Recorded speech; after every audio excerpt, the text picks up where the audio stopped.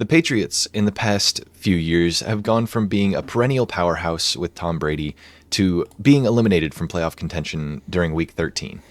So, why did that happen?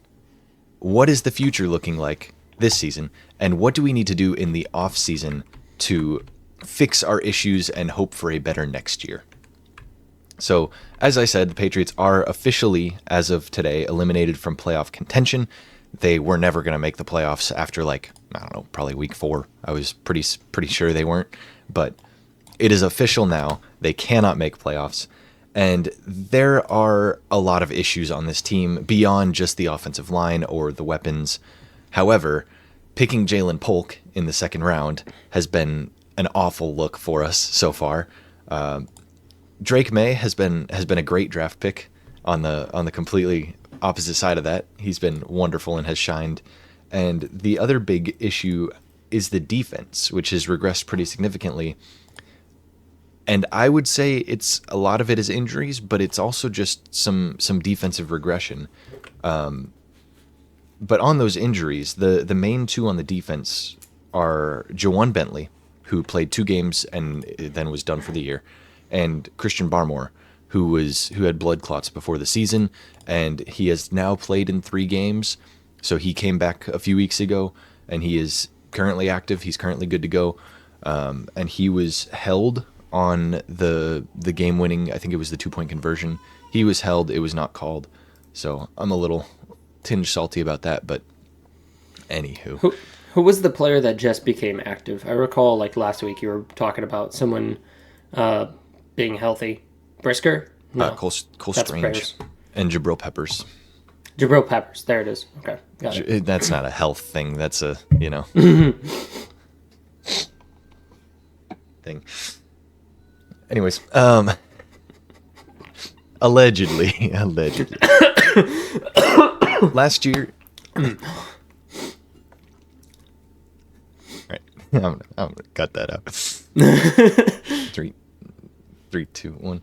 Last year, along with Christian Gonzalez and his solid start to the season, but he got hurt. Jawan Bentley and Christian Barmore were the heart of the defense, and both have missed significant time. They have not played in a game together this year, and they will not play in a game together this year. And thus, the defense has significantly regressed, along with the fact that Gerard Mayo is not Bill Belichick and does not have insane ideas and tendencies on defense that keep the offenses guessing. He's not quite the same guy. I had hoped that he could be. I was wrong. I don't think it means that we need to fire Gerard Mayo. I don't love him as a head coach, but I also don't really know what the other options would be. I would like to get a better offensive mind, but Ben Johnson's probably going to be the Bears head coach, if not the 49ers, if they decide to move off of Shanahan. He's going to have his pick of solid franchises that are really good, not, hey, we've got Drake May. Yeah. I think definitely with the way the team's shaping up, Gerard Mayo, the whole succession plan after Bill Belichick, it's probably not time to get rid of him yet, but you and me definitely share the same opinion of offensive head coaches are the way to do things. It's the easier route because otherwise you're going to lose your offensive production anytime you have offensive production because your OC is going to get poached. So I see your point there with making the change, and honestly, I think that let the team build a little more and then get a good head coach, kind of you want to be a good enough franchise, a good enough roster to attract the Ben Johnsons to come coach for you, whereas it's going to be more difficult to get that big of a signing at head coach when the offense is looking the way it is. Yeah, my hope is that Brian Dable gets fired by the Giants and we bring him in as an offensive coordinator or assistant of some sort. That would be wonderful. I think he's doing a lot with very, very little in New York. Mm-hmm. So any semblance of a professional football team being shown by the Giants is just a glorious plus for him. And I've got some stats here from Pro Football Reference. They have the SRS. It's their simple rating system, and it basically just puts a number on offensive rating. and it's relative to 0, so negative bad, positive good.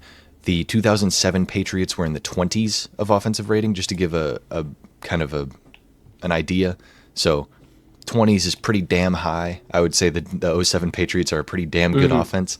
And the 2023 Patriots were a negative 8.5 on their offensive rating, and their defense was a 0.6. So their defense was a little bit better than nothing, and I'd say that's pretty accurate. And their offense was atrocious. And this season, as with what I had seen and what I had kind of understood to be the case per the same rating system, their offense has gotten better. It's a negative 6.7, so it's still not great, but it is significantly better than last year. But their defense has dropped off by 1.5. That's 2.7 points. My bad. Going from positives to negatives here. Negative 2.1 is the defensive rating. And the 2023 offensive rating is the worst in team history, and that was Belichick's last year. So we have never had an offensive rating worse than negative 8.5. Negative 6.7 is like bottom 5, but it's not the second worst. So we have pretty vastly improved. And then this year, the negative 2.1 defensive rating is the Patriots' worst defensive rating since 1995. So that was around the time when Belichick came in, a couple years after that. So it's pretty telling what Belichick was able to do. And I'm on the coach side of things, I'm sad that he's gone. On the GM side of things, good riddance. Yeah, facts, honestly. So for the simple rating system, is like 0 an average? Is 0 bad? Like, 'cause there's certainly negative ones here. So like, is 0 meant to be the signifier of bad, or is 0 the signifier of average?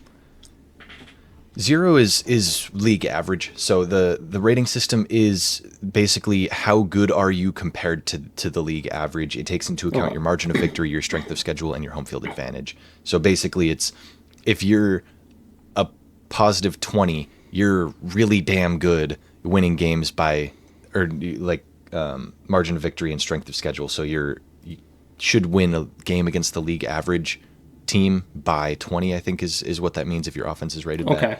that. Gotcha. At least that's my understanding of it. In the comments, if you somehow work for PFR and are watching our video and want to clarify that, that'd be wonderful, because there's not like a concrete definition of it, but that's my understanding at least. All right. And with the knowledge that our defense is getting worse, our offense is getting better, but also the league we play in and the teams we play,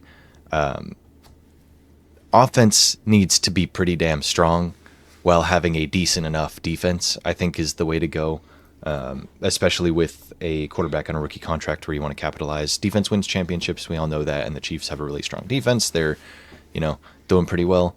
But I think that it would be really nice if the Patriots could have a lethal offense and then just get by on defense, kind of like the Lions are doing, which is something that I really enjoy watching. So I guess this is kind of from my personal, I want to enjoy the games more, so I don't want it to be defensive and technical success, but offensive struggles. So I think we need to pray that T. Higgins is available in free agency, because that would be a perfect fit for what we need on offense. And then we are projected to have the first overall pick based on the remaining schedule and what the models think are who's going to win games. So there's a chance that we get number 1 overall. If we do, it's Travis Hunter every day of the week, because we also need DBs. Our corners outside of Christian Gonzalez are shaky. Jonathan Jones is getting older and he's not amazing. Marcus Jones is a good gadget guy, but he's not like a amazing corner or anything. And so if we could get Travis, we could have some receiver production from him, ideally with T. Higgins as well. So he would be like a really good wide receiver too, and play in some offensive sets, maybe not all of them, and then also utilize him on defense. And I think that the Patriots would be one of few teams that would really want to utilize him on both sides of the ball, rather than just being like, no, you're just going to be a corner for us, which is where I feel like he would move for some teams, where it would be you're going to be a corner and we'll have a couple of offensive sets drawn up for you. I feel like with the Patriots, it would be very much you're going to be in on 70% of offensive plays and 80% of defensive plays. So we're going to use you on both sides of the ball for a majority of the time. I have opinions on that. So I feel like if you're taking first overall, there might not be the, want to put the 80 snaps, which is a very low snap count if you have him playing those percentage, but let's say 80 to 100 snaps a game on the first overall pick's body. Wear and tear wise, I think that you're kind of going to be, especially coming off of 12-week college football seasons, with extended bowl games, what have you. There's kind of a bigger jump in snap count and overall the length of which the player would need to stay healthy. I would prefer to just see a straight switch to DB because, like you mentioned, with certain teams, he would definitely be worked into offensive packages. I feel that, seeing these offensive simple rating systems, I don't think your offense is creative enough to utilize him correctly in those moments if you were to make it a every now and then thing. I get the point, though, with needing offensive and defensive production to go up. You would want to see him be used in both. I think that at that point, the managing of his snap count would get a little muddied with where you're putting him in, when you're putting him in, and what drives he's out, what drives he's in. That you would kind of just want to put him on one side and not have to do all of that extra jumping through hurdles. But I definitely see an avenue of which, you have a nice bye week middle of the year and he's going to be grinding that whole first start and then take a real nice bye week, grind the whole rest of it out and get those high snap counts and stay healthy through it all. So definitely let us know what you want the Patriots to do if you have any opinions on that in the offseason, who you hope might hit free agency, who you hope we might draft.